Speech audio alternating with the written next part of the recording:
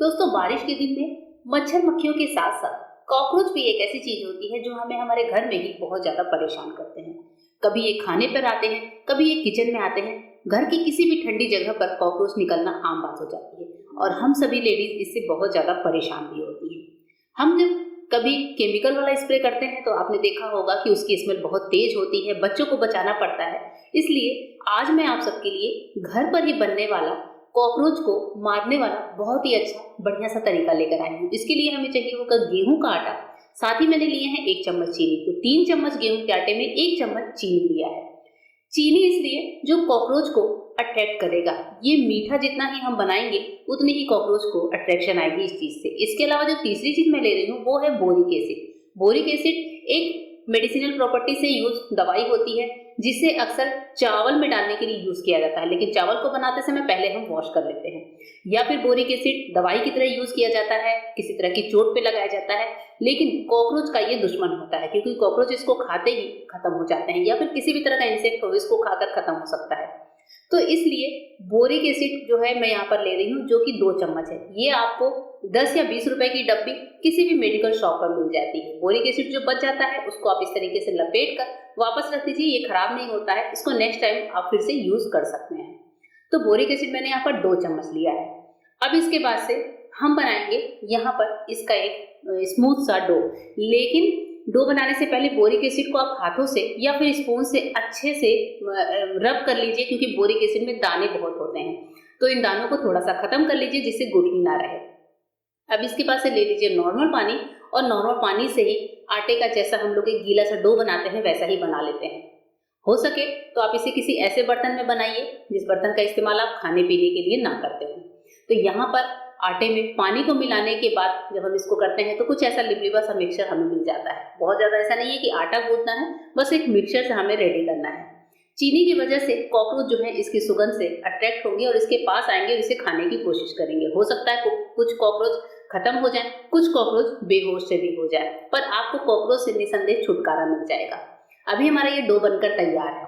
इस डो के छोटे छोटे बॉल्स बना लेते हैं, इतने छोटे बॉल्स जिसे आप किसी भी जगह पर आसानी से छिपा कर रख सकें। इन बॉल्स को पहले आप इस तरीके से तोड़ लीजिए। तो यहाँ पर लगभग 8 से 10 बॉल्स इतने आटे में 3 चम्मच आटे में बनकर तैयार हुए हैं। आप चाहें तो ये बॉल्स बनाकर इनको स्टोर भी कर सकते हैं और जब भी आपको कॉकरोच दिखे तो उस जगह पर आप डाल सकते हैं। बॉल्स को थोड़ा सा चिकना कर लेते हैं। तो देखिए यहाँ पर ये हमारी दवाई बनकर तैयार है। इसको लेकर आप इन जगहों पर डालिए जहां पर आपको लगता है कि कॉकरोच आते हैं या बहुत ज्यादा आकर परेशान करते हैं। जैसे घर की किसी छिपे हुए कोने में, डस्टबिन वगैरह के पास आपने देखा होगा कॉकरोच बहुत ज्यादा आते हैं। जैसे डस्टबिन के पास तो मैं यहाँ पर 1 गोली डाल देती हूँ। इसके अलावा फ्रिज के साइड वाले हिस्से में जहां पर उनको लगता है कि थोड़ी ठंडक सा होता है वहां पर भी आप इसको डाल सकते हैं।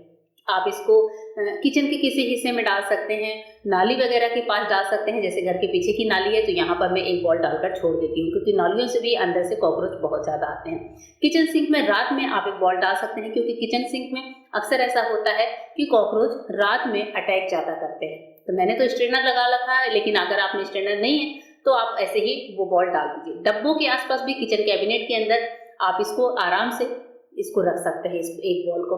इससे भी कॉकरोच आसानी से यहाँ से खाकर खत्म हो सकते हैं। किचन कैबिनेट में जहाँ पर थोड़ी सी ठंडक होती है इसके अंदर भी कॉकरोचेस के आने की समस्या होती है, यहाँ पर भी आप इस बॉल को डाल सकते हैं।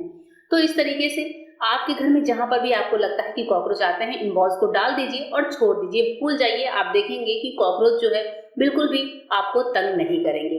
इसके अलावा दोस्तों मैं यहाँ पर एक और रेमेडी यानी कि कॉकरोचेस के लिए मैं आपके साथ शेयर कर रही हूँ। ये तो हो गई गोली वाली चीजें जहां पर हम ड्राई चीजें डाल सकते हैं। घर के कुछ कोने ऐसे होते हैं जहां हम गोली नहीं रख सकते, वहां पर सिर्फ स्प्रे से काम चलाना पड़ता है।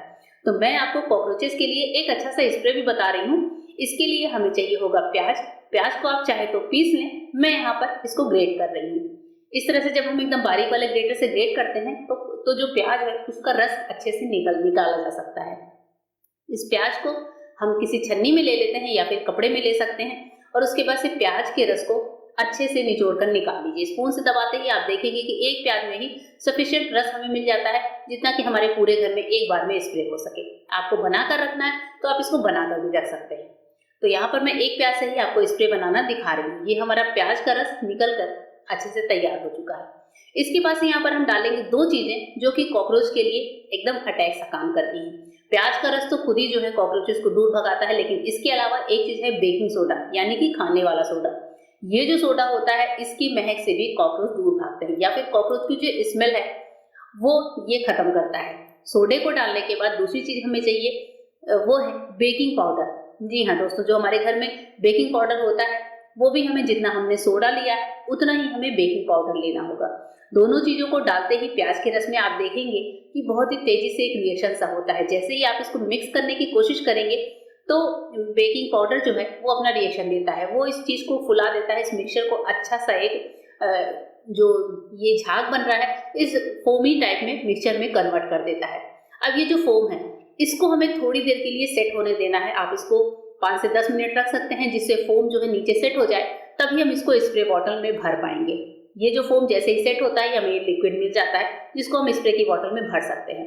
अब हमारा नीचे झाग बैठ गया है तो मैं क्या करूंगी, इसको पहले ग्लास में डालूंगी और उसके बाद से किसी भी स्प्रे बॉटल में आप इसको डाल सकते हैं। ये जो मिक्सचर है इसे पूरे घर में आसानी से छिड़का जा सकता है। ये देखिए कुछ इस तरह से आपके पास कोई सी भी बॉटल हो जिससे आप स्प्रे कर सकते हैं उसमें डाल दीजिए, और उसके बाद से जो झाग वगैरह है वो भी ले लीजिए। धीरे धीरे झाग बैठ जाता है। स्प्रे बॉटल का ढक्कन लगाकर हम उन जगहों पर स्प्रे कर सकते हैं जहां पर जैसे हमारा किचन स्लैब है, रात में किचन स्लैब पर कॉकरोच आते हैं, इस जगह पर आप स्प्रे कर सकते हैं और बस एक बार कपड़े का मार दीजिए या फिर इसे ऐसे ही छोड़ दीजिए। किचन के कोने कोने में, दरवाजों के पास, कहीं किसी दीवार पर अगर कॉकरोच आते हैं तो बहुत ही इजीली आप यहाँ पर स्प्रे कर सकते हैं। जैसे इस पाइप के पास, डस्टबिन के पास मेरे घर में कॉकरोच आते हैं तो मैं यहाँ इस पाइप के पास स्प्रे कर दूंगी तो कॉकरोचेस का आना खत्म हो जाएगा। इस तरीके से हम अपने घर में कॉकरोच को आने से रोक सकते हैं। जाते जाते दोस्तों एक छोटी सी टिप और बता जाती हूँ कि जैसे आपके घर में जो भी टैप होते हैं स्टील के, अगर वो कभी गंदे हो रहे हों, आपको लगता है कि उनकी चमक खत्म हो रही है, उन पर पानी के मिनरल वाले दाग बैठते जा रहे हैं, तो इसके लिए एक अच्छा सा उपाय कर लीजिए। आप ले लीजिए वैसलीन और वैसलीन को लेकर पूरे टैप पर अच्छे से रब कर दीजिए। जैसे आप जो टैप देख रहे हैं ये ज्यादा पुराना नहीं है, पर पानी इतना ज्यादा खारा आता है जिसकी वजह से मिनरल से दाग हमारे टैप पर अच्छे से जमने लगते हैं। तो उसको अगर टाइम टाइम पर क्लीन ना किया जाए तो ये टैप देखने में बहुत ज्यादा गंदे लगते हैं। उसके बाद से ले लीजिए कोई रुई या फिर कोई टिश्यू पेपर और इसे वैसलीन को अच्छे से रब कर दीजिए। वैसलीन की एक पूरी लेयर टैप पर बैठ जाती है जिसकी वजह से नेक्स्ट टाइम जब इस पर पानी के छींटे भी पड़ते हैं तो वो जमते नहीं है। तो वैसलीन एक लेयर का काम करती है, साथ ही टैप को चमकाने का भी काम करती है। होप करती हूँ दोस्तों कि आज की वीडियो आप सबको पसंद आई होगी। वीडियो पसंद आई है तो अपने फ्रेंड्स और फैमिली में शेयर करिएगा। फिर मिलूंगी मेरे नए वीडियो में, तब तक के लिए गुड बाय। Thank you.